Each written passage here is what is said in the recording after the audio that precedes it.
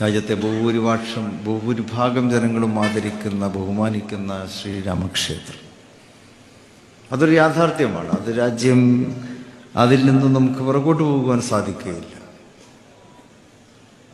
അത് രാജ്യത്തെ ബഹുഭൂരിപക്ഷം വരുന്നൊരു സമൂഹത്തിൻ്റെ ആവശ്യമാണ്. സാദിഖ് അലി തങ്ങളുടെ നിലപാടാണ്. ലീഗുകാരെല്ലാം കൂടി വളഞ്ഞിരുന്നങ്ങ് കൈയടിച്ചേ.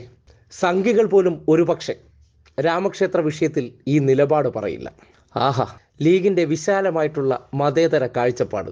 സംഘികൾക്ക് പാദസേവ ചെയ്തുകൊണ്ടും കേന്ദ്ര സർക്കാരിനോട് വിധേയത്വം പ്രഖ്യാപിച്ചുകൊണ്ടുള്ള നിലപാടാണെന്ന് ആരും പരിഹസിക്കരുത്. രാജ്യത്തെ ബഹുഭൂരിഭാഗം ജനങ്ങളും ആദരിക്കുന്ന ബഹുമാനിക്കുന്ന ശ്രീരാമക്ഷേത്രം അതൊരു യാഥാർത്ഥ്യമാണ്. അത് രാജ്യം അതിൽ നിന്നും നമുക്ക് പുറകോട്ട് പോകുവാൻ സാധിക്കുകയില്ല. അത് രാജ്യത്തെ ബഹുഭൂരിപക്ഷം വരുന്നൊരു സമൂഹത്തിൻ്റെ ആവശ്യമാണ്. അത് അയോധ്യയിൽ നിലവിൽ വന്നു എന്നുള്ളതാണല്ലോ. പക്ഷെ അതേക്കുറിച്ച് നമ്മൾ അതിനെ പ്രതിഷേധിക്കേണ്ട മറ്റോ കാര്യമൊന്നും നമ്മളെ സംബന്ധിച്ചിടത്തോളം ഇല്ല. കാരണം അത് ബഹുസ്വര സമൂഹത്തിൽ ഓരോരുത്തർക്കും ഓരോ വിശ്വാസങ്ങളുണ്ട്, പാരമ്പര്യങ്ങളുണ്ട്, അനുഷ്ഠാനങ്ങളുണ്ട്, ആചാരങ്ങളുണ്ട്.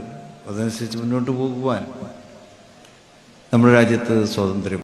ബാബറി മസ്ജിദ് തകർത്ത കാലഘട്ടത്തിൽ കോൺഗ്രസിനൊപ്പം കേന്ദ്രഭരണത്തിലുണ്ടായിരുന്ന ലീഗ് ഇന്നിപ്പോൾ അയോധ്യയിൽ രാമക്ഷേത്രം ഉയരുമ്പോൾ കോൺഗ്രസിനൊപ്പം കേന്ദ്രത്തിലും സംസ്ഥാനത്തിലുമില്ലെങ്കിലും ഇവിടെയെല്ലാം വരുമെന്ന പ്രതീക്ഷയിലുള്ളപ്പോൾ ഇതല്ലാതെ എന്ത് നിലപാട് സ്വീകരിക്കാൻ?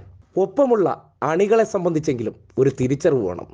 ഒരു മതേതര രാജ്യത്ത് ഇത്രമാത്രം ഒരു നെറുകെട്ട പ്രവർത്തനം സംഘികൾ ചെയ്തപ്പോൾ അതിനെ വിമർശിക്കാൻ പോലും നാവ് ഉയരുന്നില്ല, ധൈര്യപ്പെടുന്നില്ല. എന്തുകൊണ്ടാകും? എന്തിനെയൊക്കെയോ ഭയപ്പെടുന്നുണ്ട്. ആ ഭയപ്പെടൽ കേന്ദ്രത്തിൽ അധികാരത്തിലിരിക്കുന്നവരെ ആയിരിക്കാം. ചിലപ്പോൾ ED വന്നാലോ, അല്ലെങ്കിൽ മറ്റേതെങ്കിലും അന്വേഷണ ഏജൻസി വന്നാലോ, കണക്കിൽപ്പെടാത്ത സമ്പത്ത് വല്ലതും പിടിച്ചെടുത്തുകൊണ്ട് പോയാലോ നമ്മുടെ രാഷ്ട്രീയ ഭാവി തൊലഞ്ഞു പോകില്ലേ? അപ്പോൾ എന്ത് നിലപാട് സ്വീകരിക്കണം? വിധേയത്വം, അടിമത്വം, അവർ ചെയ്യുന്നത് എന്തിനേയും വാഴ്ത്തിപ്പാടണം. കഷ്ടം തന്നെ, പറയാതിരിക്കാൻ നിവർത്തിയില്ല. മതേതര കേരളത്തിൽ മതേതര ബോധമുള്ള ആർക്കും ഈ വാചകം പറയാൻ കഴിയില്ല. ഏത് സാദിഖ് അലി ശിഹാബ് തങ്ങളായിരുന്നാലും ഇത്ര തരം താഴ്ന്ന വാചകം പറഞ്ഞാൽ, അല്ലെങ്കിൽ മറ്റൊരുവർ ചെയ്ത കൊള്ളരുതായ്മയെന്ന് പറയാൻ നാവ് പൊന്തുന്നില്ലെങ്കിൽ അതിൽ എന്തൊക്കെയോ സംശയിക്കേണ്ടിയിരിക്കുന്നു എന്ന് നിസ്സംശയം പറയാം.